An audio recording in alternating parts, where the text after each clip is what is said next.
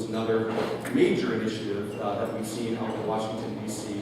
We talked about it, that it was intended to, they had to pass this if we wanted to keep unemployment below 8%. We know that hasn't happened. Unemployment has gone well above that level and continued well above that level. Spending funds with borrowed money for low priority projects is neither wise nor desirable. This was Roger B. Porter, the IBM professor of business and government at Harvard University. And then from the Boston Globe, some of this sounds like money in search of a purpose. It feels like government, unfortunately, where we just say, let's pass this and then we'll figure out how we're going to spend it later on. Rather than really need to start talking to people who can really help us make a difference.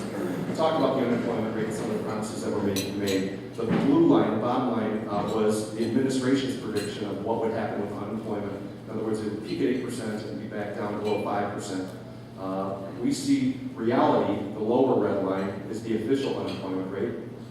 The unofficial, uncounted unemployment rate is actually much higher, still above 11%. And then you talk about underemployment, and it's much higher than that.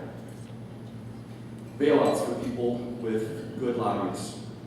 The rescue of Fannie Mae and Freddie Mac will likely exceed the cost to taxpayers of every bank failure in American history combined. Congress ignored Fannie and Freddie in the recent overhaul.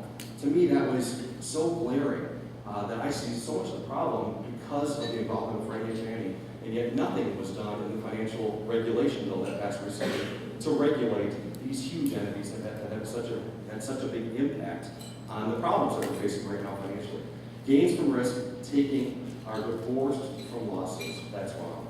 We need, once again, to tie risk to reward, not punish productivity, but recognize if someone's going to take a risk, that they have to live with the consequences of that and also benefit from the reward if it goes well. My platform for restoring growth, and I think there's some great things that we can do. I'm just going to go through these quickly, but we're going to talk about the facts. Go back one quick. The facts: lower taxes, less spending, small business expensing, reduced government intervention in housing, and comprehensive government reform. We're not going to be able to go into a lot of detail on these things, but I want you to see that I've got some ideas, and other people I'm talking to have good ideas of things that I know can get our economy growing once again, shrink the size of federal government, make sure that our government is accountable to us, and make sure that the spending we're doing is responsible spending. So I want to talk a little bit about that. The root of the financial crisis was the housing bubble. We talked a little bit just a minute ago about this, but Fannie Mae, Freddie Mac, and Ginnie Mae backed nearly 97% of U.S. mortgages. Congress has totally failed to address fixing any outstanding issues with these entities. Current policies are prolonging the recession. Here's a quote again from Kerrigan. It's the relentless push for higher taxes and intrusive regulation in every sector of our economy is the reason why this recession will be prolonged. I just think that's profound, and it's absolutely right. Fundamental belief that I have, I think many people share this, is that the growth in government is crowding out, and in many ways pulling resources away from productive use in the private sector. The idea of creating government jobs, I just really don't believe in that. I think as you're creating a government job, you're pulling away a private sector opportunity. And the only growth in government jobs recently that we've seen is really hiring of census workers or hiring of new regulators that are going to be coming out through the IRS and other places. Growth in the federal tax burden. Here you can see the number of pages of our tax rules. Back in 1913, it was 400 pages. You see the steady increase just back in late 1969. That's when Charlie Rangel first got elected, or right in that area. It was about 1,600 pages.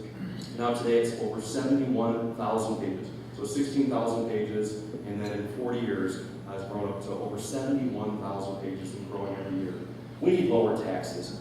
I'm convinced that we are not undertaxed. We're overtaxed. The problem is we're spending too much, and there's not enough accountability with the money that we're spending. We need more accountability there. Tax reform is long overdue. We need simpler rules, we need faster filing, and we need lower rates. It's a simple formula. 71,000 pages, it just doesn't work.